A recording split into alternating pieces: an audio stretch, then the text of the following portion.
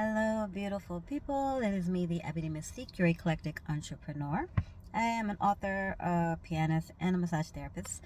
Not always in that order. And I make videos about what it's like to be an entrepreneur, specifically massage therapy, what it's like to self-publish, and what it's like occasionally to have piano gigs that you don't know what's going on. Because that happens. And I also make videos about book reviews. So if you clicked on today's video, then you know why you're here.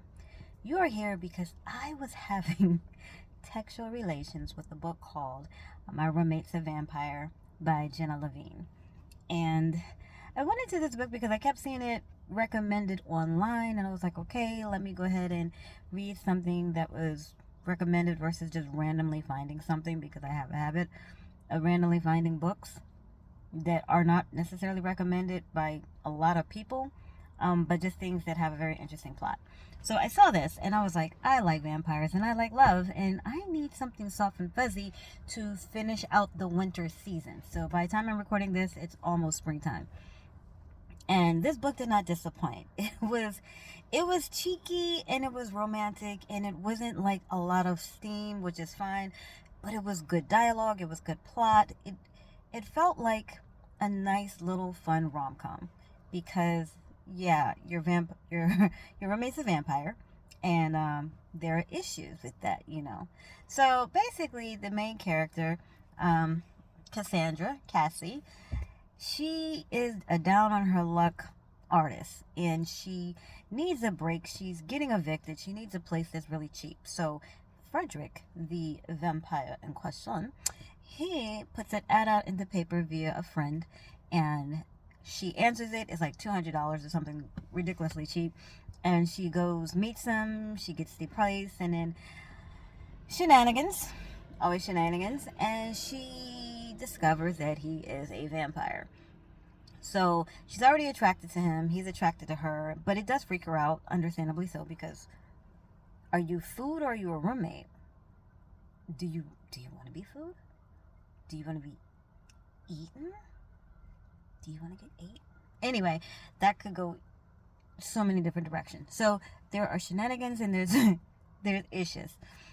And with this book, the characters, I feel like the main characters are well written. There's a few things with Frederick that just kind of throws me a bit. He's supposed to be this 100-year-old vampire, but he seems, I don't want to say stupid, because something happened to him and it throws him off, and he wakes up and he has to figure things out in this time.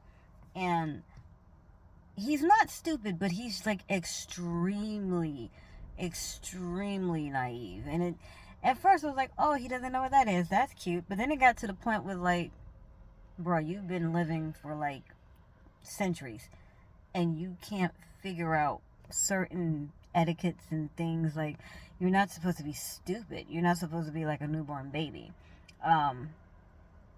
So there was a little bit of that just kind of threw me, because I'm like, dude, you should be able to manage this a whole lot better.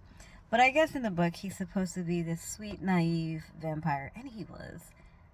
Oh, and he has this cute little superpower. I can't tell you what it is because I want you to read it.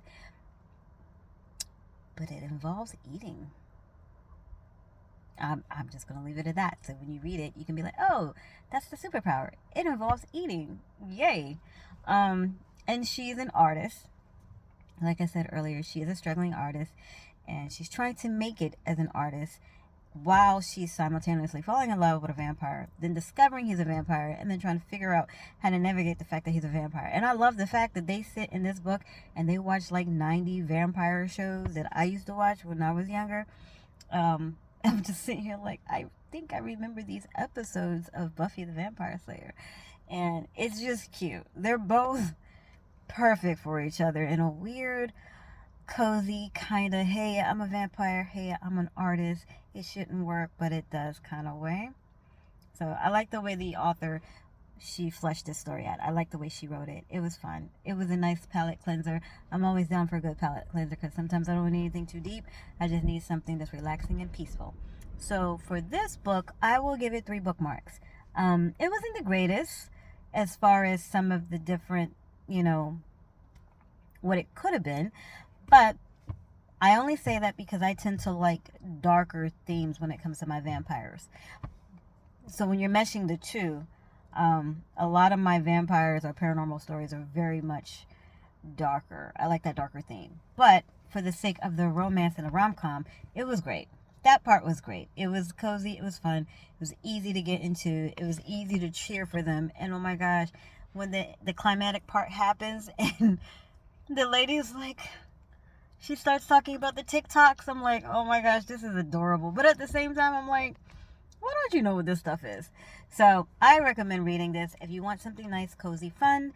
Nothing that you gotta sink your brain into too much, but just something that you can just read and enjoy and laugh and have a good time. 3 bookmarks for My Roommate's a Vampire. Alright, so if you enjoy videos like this, like hearing my voice so you can fall asleep to it, like this video, subscribe to the channel, and you will be notified next time. And until then, ta-ta, and make sure your roommate's not a vampire.